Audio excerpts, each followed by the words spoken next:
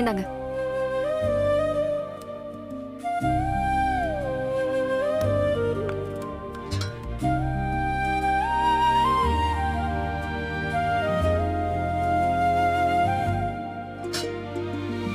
என்ன என்ன சந்தேகமா இருக்கா?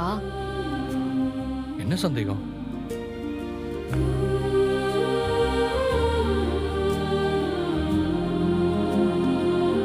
விஷம்லாம் ஒண்ணு வைக்கல, நம்பி சாப்பிடுங்க. நான் அப்படிலாம் யோசிக்கல.